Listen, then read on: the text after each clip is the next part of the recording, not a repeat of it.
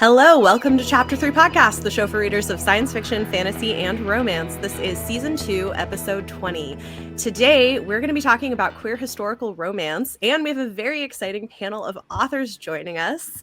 We're very, very pleased. We have Adriana Herrera, who's a return guest, USA Today bestselling author who was born and raised in the Caribbean, but for the last 15 years has let her job and her spouse take her all over the world.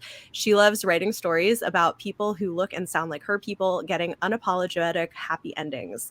When she's not dreaming up love stories, planning logistically complex vacations with her family, or hunting for discount Broadway tickets, she's a trauma therapist in New York City working with survivors of domestic and sexual violence. And her latest book is Caribbean Heiress in Paris, which is amazing. Then we also have Erica Ridley, a New York Times and USA Today bestselling author of witty, feel-good historical romance novels. When not reading or writing romances, Erica can be found riding camels in Africa, ziplining through rainforests in Costa Rica, or getting hopelessly lost in the middle of Budapest. It's very exciting. And then lastly, we have Olivia Waite, who writes queer historical romance, fantasy, science fiction, and essays. She is the romance fiction columnist for the New York Times Book Review as well, which is really cool. Thank you so much to everybody for joining us. We're so excited to have you. Hey, it's lovely to be here. Hello. My cat literally started scratching as soon as you finished. I was like, crap, I can't say anything. I'm very excited. I got you all to come join us. Yes. So kind of to start off easy, we thought we'd go around and ask you all to introduce your most recent or closest releasing book, whichever makes the most sense to listeners, and then also recommend a favorite queer film, bonus points if it's historical. And we can... Do you want me to start and then we'll loop back to you, Bethany? Okay. You want to just if you recommend something. So we'll give you time to think. So I'm the other host, Izzy. I'm also a romance booktuber and talk a lot about romance books. Queer historical film, when we were talking about this prepping questions, I don't have historical, but it's Rocky Picture Horror Show. Because I feel like that was the first movie I saw that just like had tons of queer characters, and like young me was like, oh, huh. That's a thing that like, you know, I would see out and about, but like I didn't like ever think about it in my film. So I feel like it's a weird one, but I was just like, you know, this movie is weird. It's definitely queer. I think that was a lot of people's first. Like that was definitely one of the first queer movies that I ever saw as a high school teen, I think. Oh wow. Yeah, Clue I probably would say is in that vein of things that felt gay, but I didn't know that's what I was feeling. Oh. Yeah. Yeah, I can see that. Yeah. I've never thought of that before. But that's not my pick. Okay. Okay. Well, so one that I thought that I saw recently finally is Colette, which was really great. And it was interesting because I didn't know she was an actual French author, and her life is so interesting. And it was a great film. And then I went and like read one of her books after. I think, and this is one thing too that we'll get into more, is I do think it's interesting starting to see how many queer people did live in history that just haven't been talked about for a long time. I actually stumbled over this recently because, like, you know, I haven't gotten to Colette yet, but I'm reading Proust right now. There are lesbians. Like, everybody talks about Proust being queer, and it's like, okay, yeah, but here's some lesbians talking about how much easier it is to be lesbians now that her dad is dead and isn't there to surveil them the whole time. Wow. And this is presented as, oh, those evil, semi-murderous, her dad would be rolling in his grave kind of stuff. And I'm like, I mean, this seems fine. Like, but nobody ever mentioned them, and we're like sitting there in their parlor with them as they're like making out, and I'm like, this is literature. Why does nobody ever mention this? Wow. I mean, I always say it's like, it's not an FBI file. I think it's just like there was a general consciousness that it wasn't there, and now that's not the case. Like our consciousness evolved into knowing that it's I'm reading right now, not talking about things that I had like heard about but not read. I watched Gentleman Jack on HBO, which is the story about Anne Ridley, who was like openly gay, living in the 1830s, and she kept a extremely detailed journal of her life, like every single encounter that she had with a person, whether it was a lover or not. She like documented in this, like I think it's like 6 million words.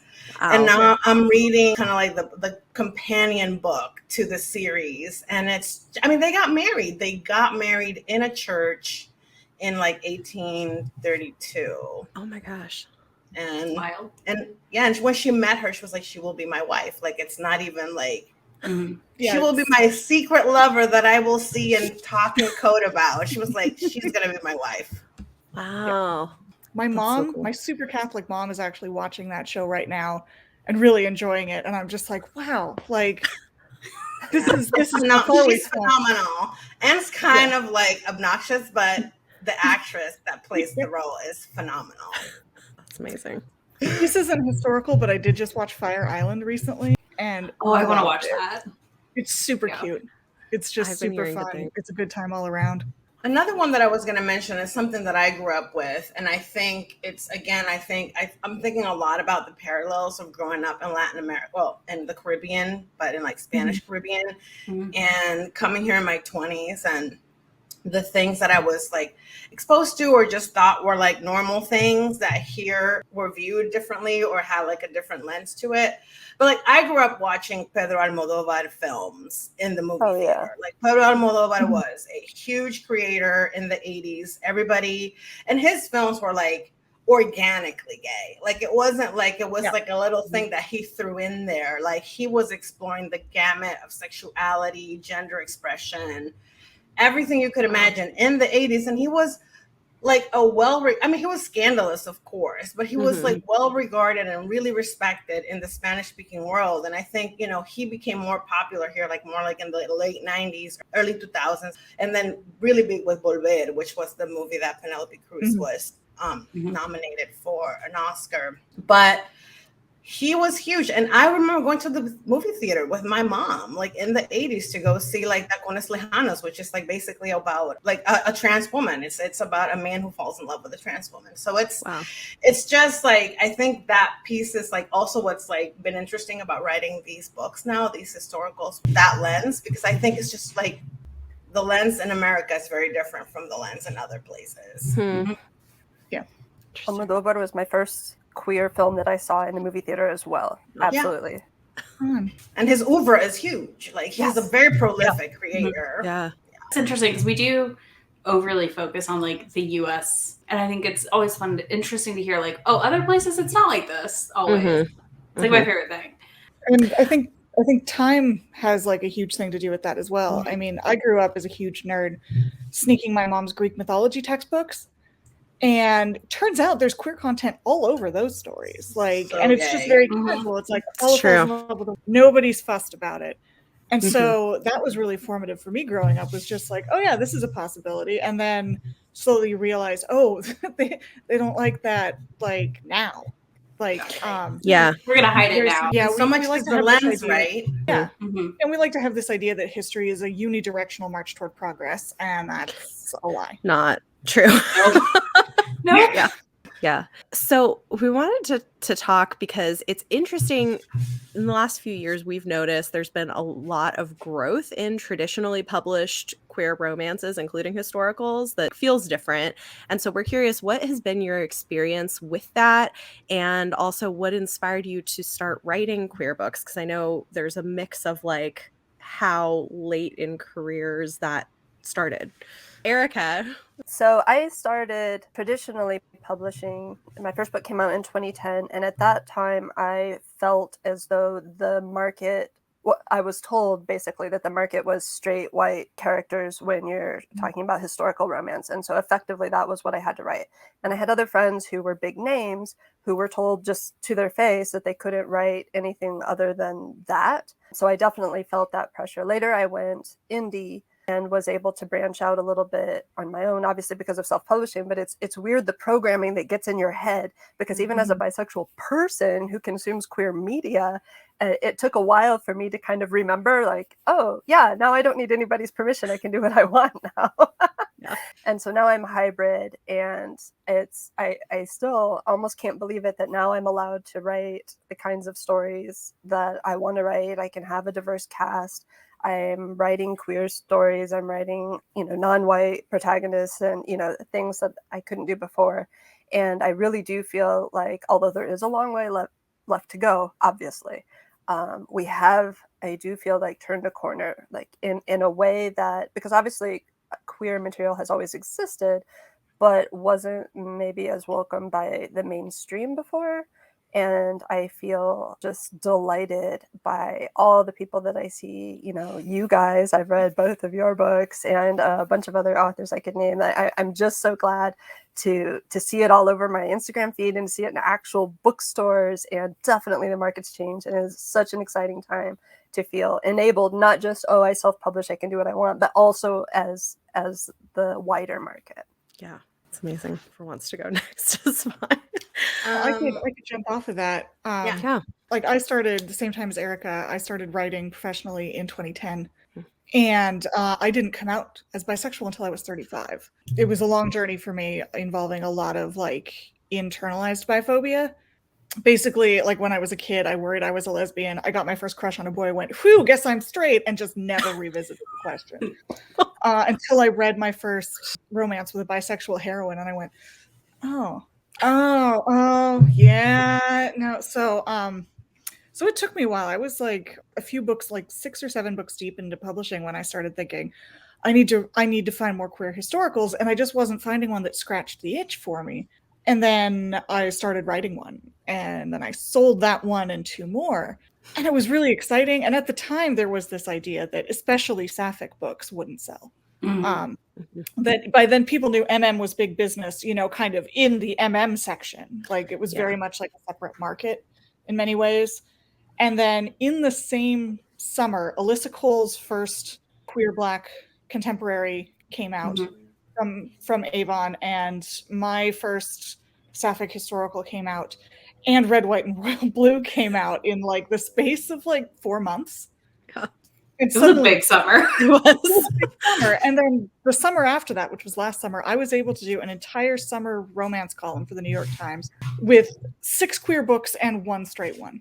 And I'm like, I am spoiled for choice. This is different. This is like, I was really excited. Like when my first book came out, I'm like, oh, I'm helping. This is going to be like, it felt new and it felt exciting. And then to see a year later, no, this and all of those other books and Red, White, and Royal Blue really did like kind of land like a wrecking ball. But it helps. Like people are taking those chances now because they see that the support is there. We're like starting to branch out more. Like that support is starting to reach other corners. Like Adriana's upcoming Paris historical and Erica Ridley, your Perks of Loving a Wallflower. Like all of those are possible now. And it's so, I'm just so thrilled about it. I'm still kind of stunned, but very excited. Yeah. I mean, I think same. I think I benefited from people like Erica and Olivia that had to like wait for years before they could write it. Because I wrote, my first book came out in 2019 around that same time. I think my book came out like 3 weeks before Red, White, and Royal Blue, or 3 weeks after something. I can't remember. But I wrote just contemporary queer romance because that was like the place where I could like get away with writing. I was like all the double whammies. Like, well, I want to write it queer, but I want to write it, you know, Spanish speaking, Black people who are immigrants. So it was like, okay, you have to like take it in steps. So I would have loved to have written an historical, because historical is what I came into romance to write. But even in 2016, it was like, well, there's no market for that. Like there's literally like no, they couldn't even envision an idea of a historical, not only with, you know, brown people who spoke Spanish, but also in Europe and also gay. So I wrote my Dreamer series, which was great. And I love writing contemporary, but really kind of like the space for writing queer historical romance feels like it's, and again, like KJ Charles had been out there since 2013, I think, writing MM historical. And Kat Sebastian was out there around like 2015 or 16. Yes. And I think even with Kat Sebastian and then like Alexis Hall also, like I feel like that was like kind of like a space opened. And then, you know, I think the market itself like broke in terms of like being able to like accept or like envision stories that were, and honestly, I feel like Bridgerton even benefited me because even though the books themselves don't have people of color in them, I think the market or like the audiences could like envision now, had a visual for a world in historical where brown people could just be. Yeah. No, that totally makes sense to see it on screen. It feels like one of those moments where it's like, if you've been trying for this kind of thing, it feels like insufficient, but it's a lot of people's like entry point. And then those people are going to like take it even farther and then come back and look at it the way we look at Rocky Horror, where they're like, oh, that's not quite as progressive as we remember it being. There's a lot of problems here, actually, but also like there's a reason why we respond to it. And I feel like Bridgerton's do that for like a generation. Yeah. Okay, so as we're talking about historicals, what kind of research do y'all do to prepare to write historical romances with queer people? Are you reading up on the history of queer people in the past? Are you doing a ton of research? Or are you just kind of, going with the conventions of the time and then just making it queer, or people of color, adding Black people, adding people who speak Spanish and all that into the mix, verifying, because we know how people get, even though we all know history was very gay and queer, it's just hidden. Well, I'm sure we've all experienced the person who is like, rude about it.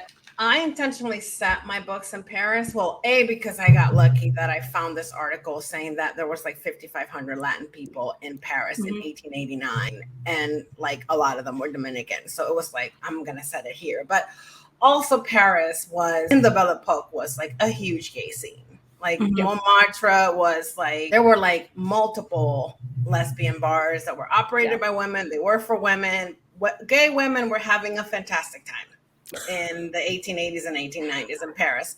So to me, it was just like, I'm setting it here. I have a ton of reference material that I can go to and sources from that. Not only was it not illegal for women to have sex with other women, the authorities like were not penalizing it. They were just like wanting to make sure everybody was like paying their dues to the city. So it was not at all any kind of thing where like I couldn't have like a woman with money, gay, and having lovers and like just being fine.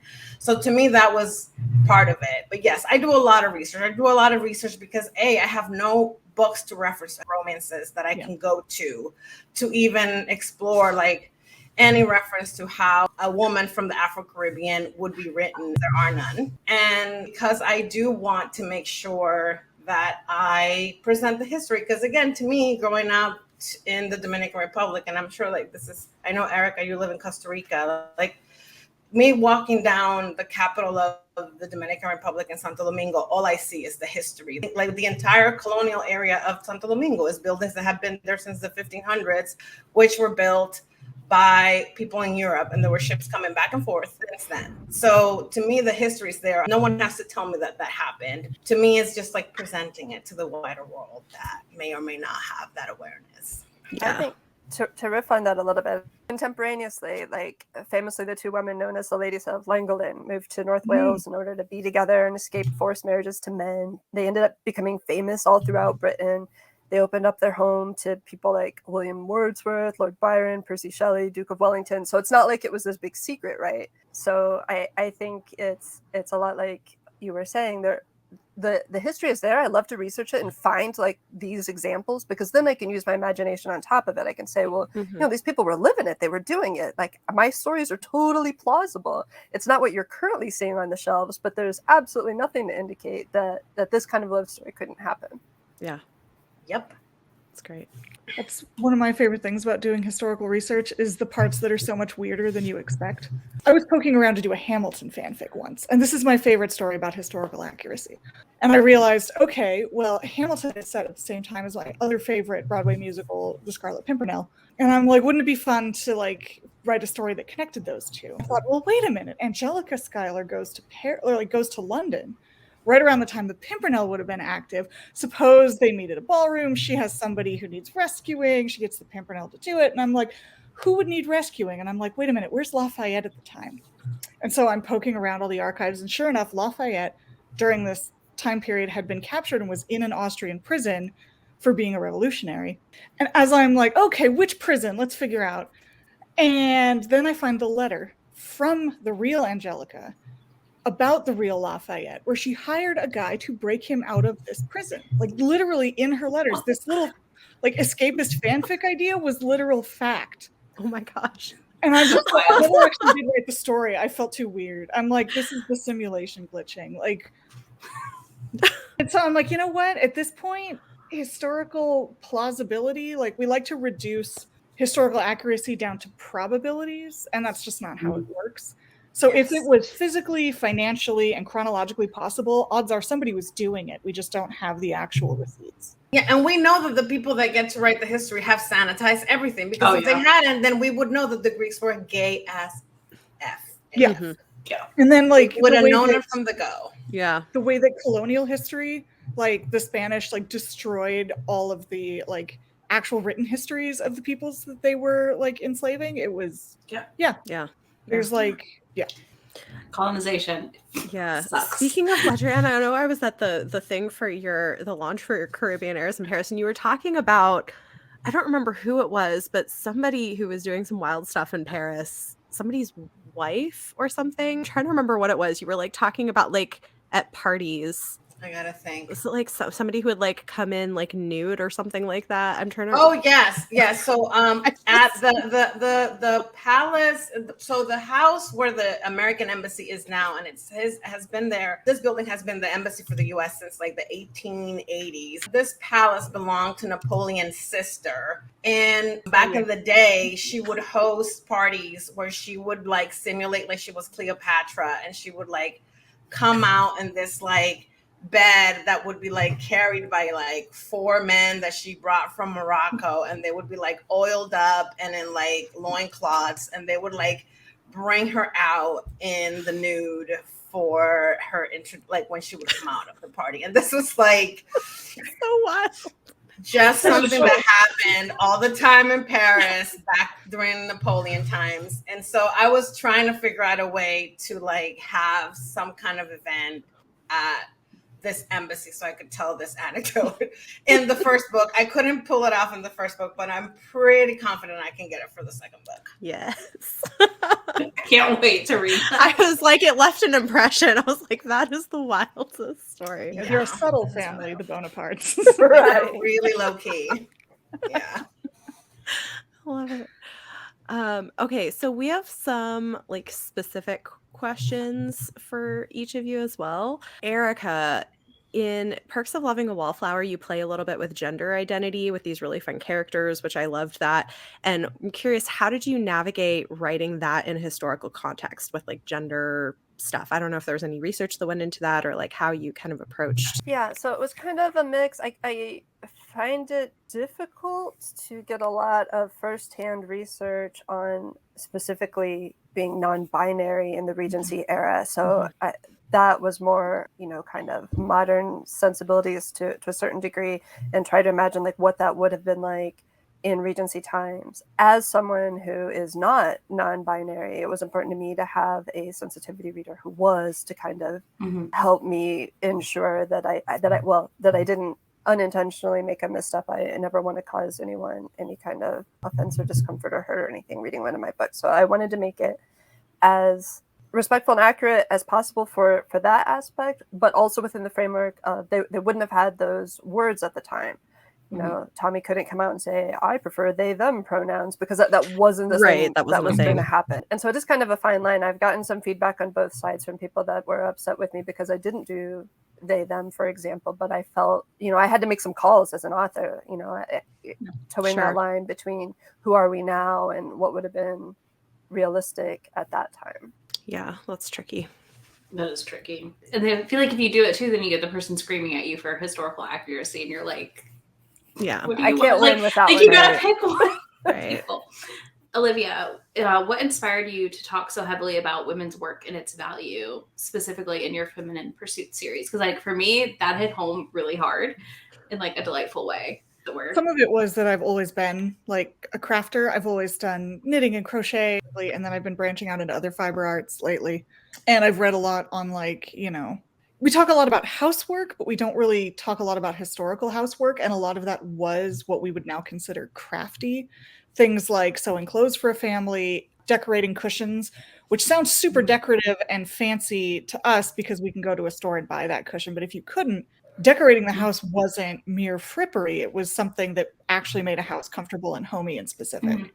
And it did take a lot of time, and it is a lot of work. And also, I moved into a building that had these big paintings of close-up embroidery. Like there was this lantern, and it was embroidered, and the stitches were huge, so you could see how all of the different colors interplayed. And I was fascinated by these, and I hadn't done any embroidery or cross stitch since I was younger. And then I started to notice that every single historical heroine I read for like a year hated embroidery, and it became this mark of like, she's a heroine because she's impatient with embroidery. And like it's traditional femininity. And I'm like, well, I reject traditional femininity, but I really like embroidery. It's great to do while you're binge watching something. It keeps your hands busy, and then you make a thing. So I started doing these little miniature embroideries and researching. And I'm like, I'm going to write a heroine who likes embroidery. And then I had this whole scholar widow idea that started as an MF years ago, and it was going to be like a virgin hero. And then when I wanted to write the sapphic historical, I was like, this is perfect. I need to switch it from classics to astronomy, obviously, because women were much more into astronomy than they were allowed into classics. But it just kind of snowballed, and then it became this whole... And I thought, well, of course, the widow would be great at embroidery, and she spent all this time on board ship where there's nothing to do. So it just kind of ended up everything kind of matching, which is honestly one of the things I love about doing things like knitting and craft work, is when you take all these disparate materials and weave or tie them together in ways that they become something new and something exciting. I'm a crafter, so I was just like, oh, I love this. I feel seen. I felt very seen in that moment. I was like, oh, yeah, everybody thinks it's weird. I like to embroider and cross stitch. Like, it's not. It's fine. It's really soothing. Like, it's just really peaceful. It is. Adriana, you've talked a little bit about this, that you started out writing contemporaries, and interested in the transition to historical romance. What has that transition been like for you? And also, going forward, I'm excited. I mean, we do want to hear too about plans, but I know you've got like 2 more books coming, I think, in this series. And then do you have other things that you're wanting to do in historical as well? All right. Yes. So the transition was interesting because part of it too was I read a lot of historical romance, but I had not been able to read one, for example, with a woman from the Dominican Republic who was coming to Europe to sell her rum, right? So I had to kind of like make my own way there. And again, really for me, part of it was really having to make myself hold on to my lens and how I write. I write a lot about what it's like to be a person in a brown body in this world. And so I had to hold, like, again, and like even the language that we use, that is used in historical, like I love it, but I had to like put my own lens over it so that it could feel like it was my voice. And that took me a while. I wrote this book 3 times, which was not fun.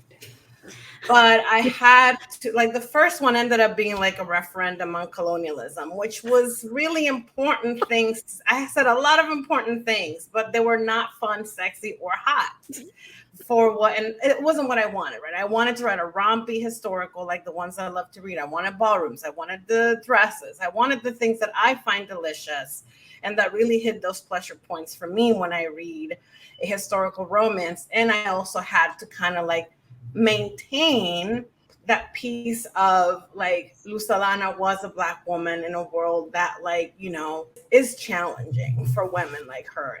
And also I had a white hero with a position, with a title, and I had to subvert that in some way. And it couldn't be by her educating him on all the ways him being white and an earl were like a problem. Like he had to know, and not like he learned it like in the 24 hours before he met her the first time and like the second time they met.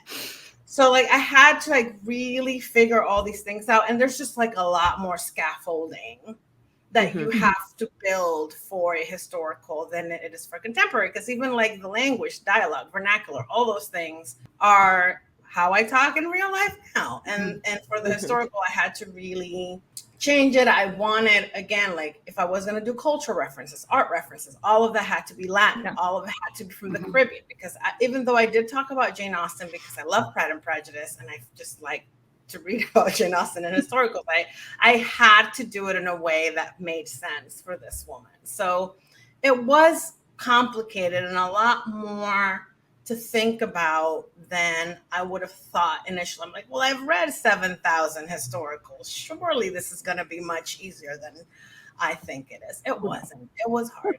But I do enjoy the research, and I love just being like, the fact that this book exists is a dream of mine. Like, I've always wanted to read a book with a Latina heiress and a historical. The fact that it exists and I got to write it is just really great. And it's great, and everyone seems to love it, which is awesome. Yay, which is great. And so there's 2 more books in the series. One is the one that I'm writing right now is Manuela, who is one of the 3 friends in the series, and she's an artist, and she hooks up with this Duchess. She's a widow, and she is also Latina. She's her mother was Chilean, and her dad was like an American robber baron type. And then the 3rd book is Aurora, who's a physician. She's Afro-Mexican. Her mom was Dominican, but her dad is Mexican. And she hooks up with Apollo, who is a character that comes in the story early on and is an important character in the 1st book. And he is just has to suffer a little more before he gets his happy ending. So he's the 3rd book. You love a little torture. It's fine. Yeah, he needs to suffer. He's a little too self-absorbed right now. Gotta fix that. Yeah. Love it. That's one of my favorite character arcs, is the brash golden boy who has to suffer a bit of a comeuppance, like over the course of several series. Like, I think one of Alyssa Cole's princes, I think it's Prince Johann. Yes. And he's like everybody's comic relief in the first 2 books, and then he gets to get devastated in his book, and it's delicious. He needs to be broken down limb by limb before he gets the happy ending. Yes. I mean, I have a weakness for disaster bisexual princes anyway, so. Well, you will have him. You will have him. That's exciting. I'm looking forward to it. Yeah. So we kind of started touching on this, but how do you navigate deciding the identity of characters you write, and in what way has or hasn't the publishing industry influenced these choices? Like, we're in a bit of a sapphic boom right now. Finally. I'm very excited about it. Look, I like my MM books. Don't get me wrong, but like, I have been dying for more sapphic books, and I'm finally like, oh my gosh, there's another one. Like, every month I'm like, there's 2 more. Come here, let me read you all. For me, in my case, the series I'm working on right now, The Wild Winchesters, it was very important featuring a diverse cast of characters from the very beginning, because I went into this and I thought, well, if I'm ever going to go back to traditional publishing, like, I want to do it on my terms. I want queer characters, I want Black characters, people all different abledness, and like, I want the real world, people that are like me. I want to show this on the page, and it was important to me, for them not just to be heroes and heroines, but to have a true happily ever after, which to me isn't just they find someone to fall in love with, but also like this sense of home and belonging, and that it's ongoing. You get to see, the continuing adventures of Tommy and Philippa or whatever, like through the course of the story.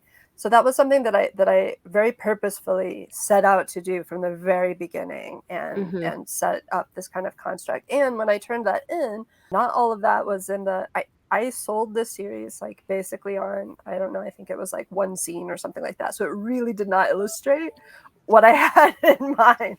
And so then when I turned in the first book, the Duke Heist, I was nervous, and I told my agent, I'm like, are they going to tell me no? Now that they see where I'm going with this, what's going to happen? Am I going to be, because I had heard all the horror stories from other friends who were not able to tell, and I hear it all the time. Like this past month, another friend of mine, but for the semi-renaissance that we appear to be in, like, it's definitely not across the board. But luckily I have been given free rein to kind of explore all the different aspects that I previously had not been able to do it from a traditional publishing way. So it's very exciting.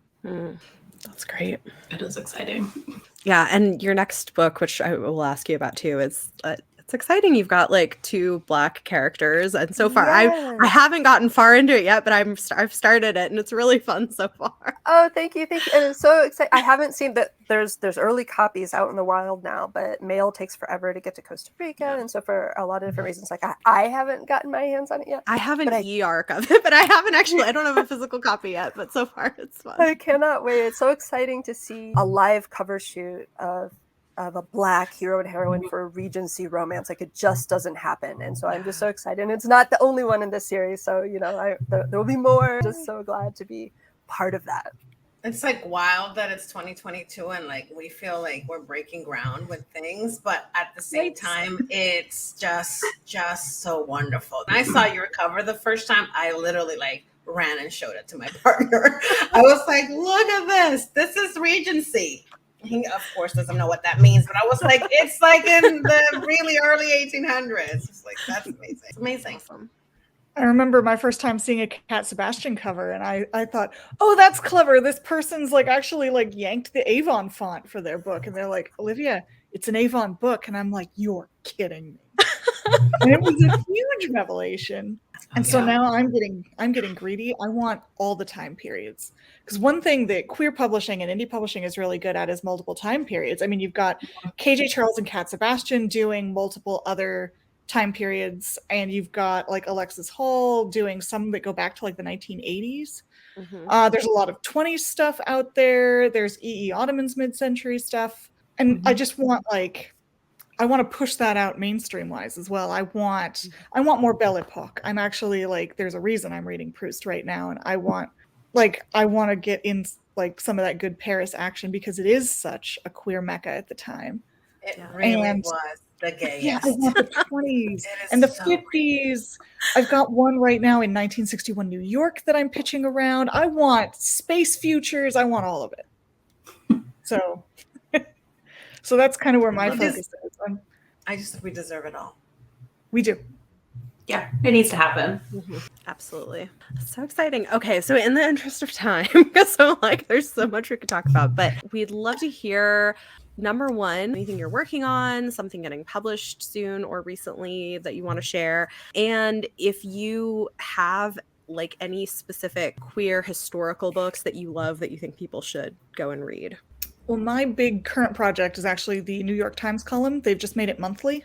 So I get to do this every month now, which is super exciting. Hey, that's amazing. Fewer hard decisions about what to feature, which is the hardest part. But so that's been keeping me pretty busy. I have a couple of other things coming down the pipeline, but nothing I can talk about. Okay. And as for things that people should read, I'm going to go right back to E.E. Ottoman's again, because The Companion was so refreshing. It's such a beautiful, quiet respite of a romance. Trans polytriad in mid-century upstate New York. And there's food recipes, and there's vintage lingerie, and it's just so gorgeously sexy and comforting.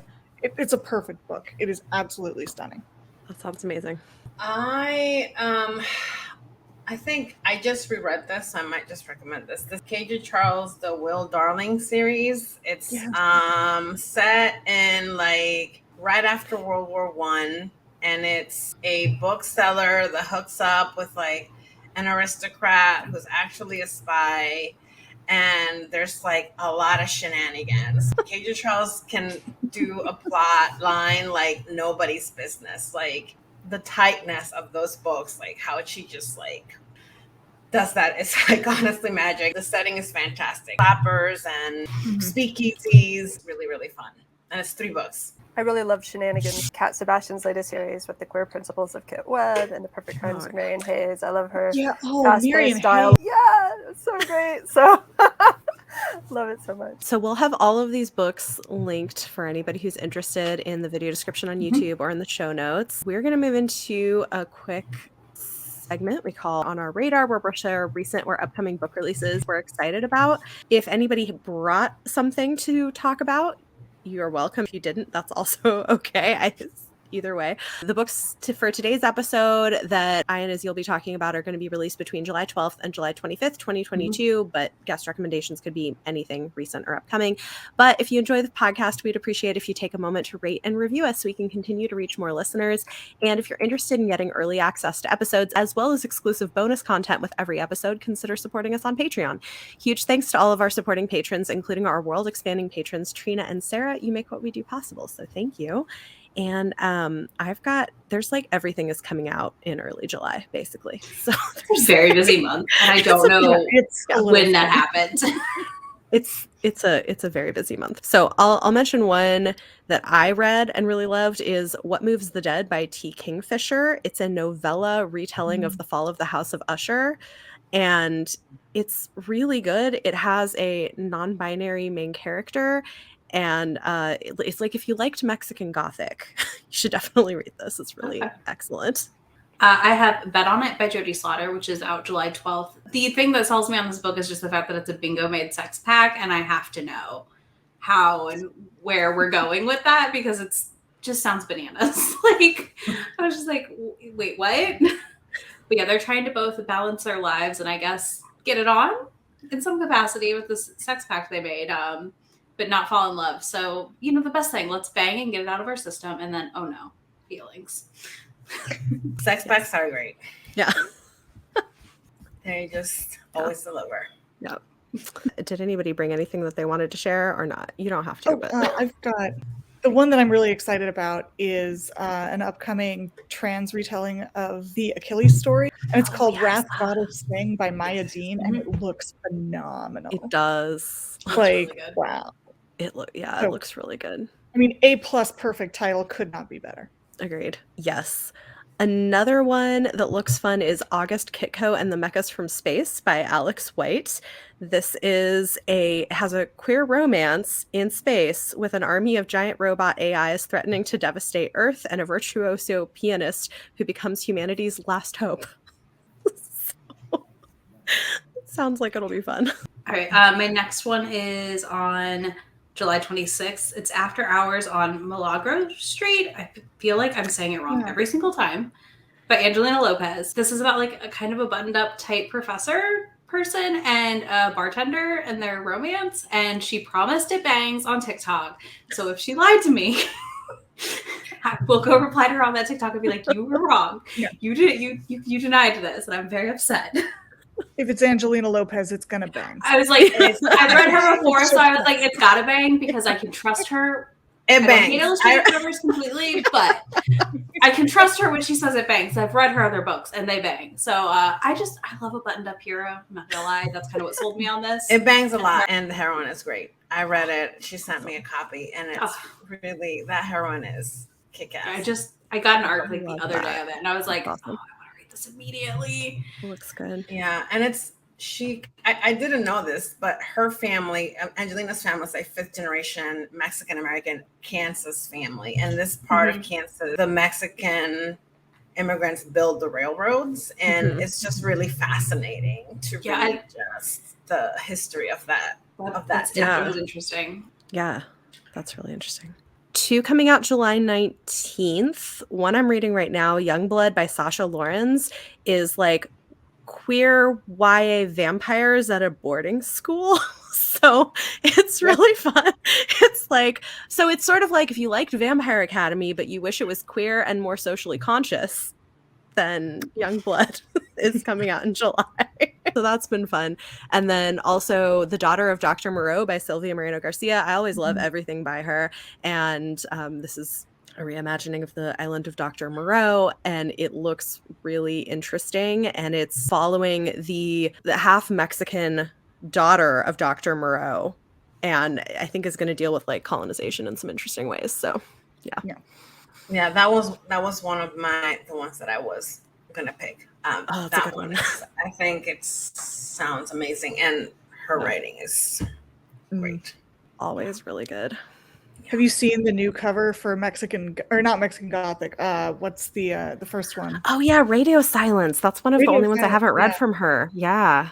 Oh yeah, no, the new cover is stunning. Yeah, they just put it up for pre-order, and like it's beautiful. I love that all her books are getting re-released.